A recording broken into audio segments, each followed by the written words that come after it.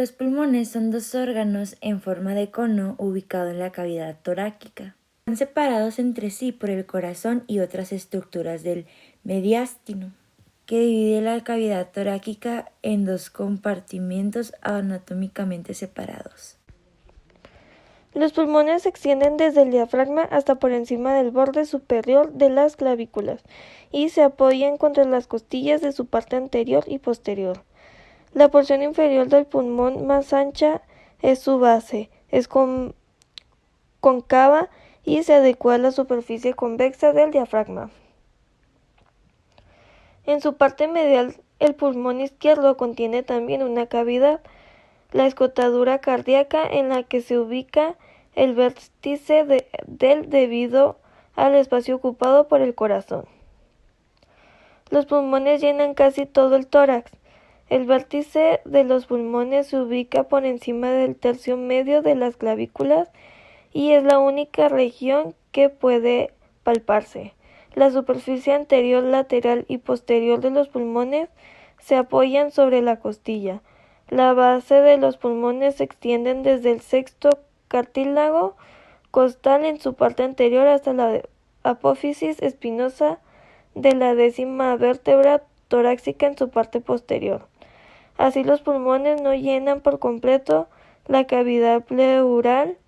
En esta área es posible eliminar el exceso de líquido en la cavidad pleural sin dañar el tejido pulmonar mediante la inserción de una aguja en la parte anterior a través del séptimo espacio intercostal. Hola, buenos días.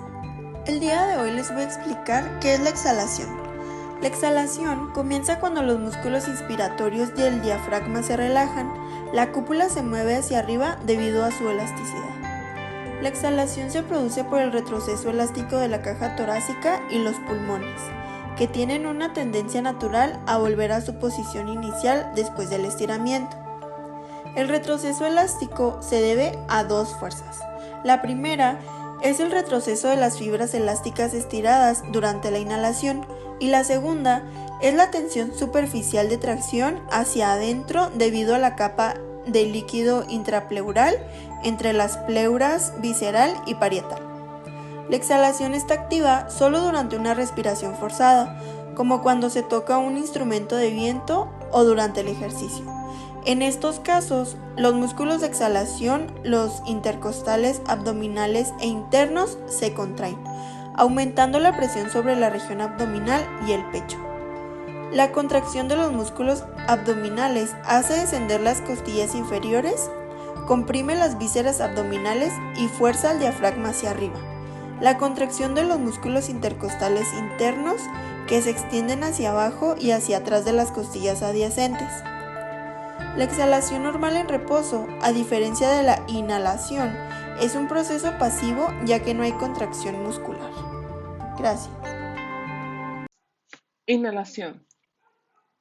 El ingreso de aire se denomina inhalación. Antes de cada inhalación, la presión del aire dentro de los pulmones es igual a la presión del aire en la atmósfera. A nivel mar es de 760 milímetros de mercurio, o una atmósfera. Para que el aire ingrese a los pulmones, la presión dentro de los alvéolos debe ser más baja que la atmosférica. Esto se logra aumentando el tamaño de los pulmones. Bueno, yo voy a hablar sobre los cambios de presión que se generan en los pulmones a la hora de inhalar y exhalar. El aire ingresa a los pulmones cuando la presión dentro de ellos es menor que la presión de aire en la atmósfera. El aire sale de los pulmones cuando la presión dentro de estos es mayor que la presión de la atmósfera. Antes de cada inhalación, la presión de aire dentro de los pulmones es igual a la presión del aire de la atmósfera. Para que el aire ingrese en los pulmones, la presión dentro de los alvéolos debe ser más baja que la atmosférica. Esto se logra aumentando el tamaño de los pulmones. Por eso cada vez que respiramos, nuestros pulmones se hacen más grandes y cada vez que exhalamos, los pulmones reducen su volumen para así sacar el aire. Y de esta manera nunca se genera una presión excesiva dentro de ellos, por lo cual nunca tenemos un problema de presión en ellos.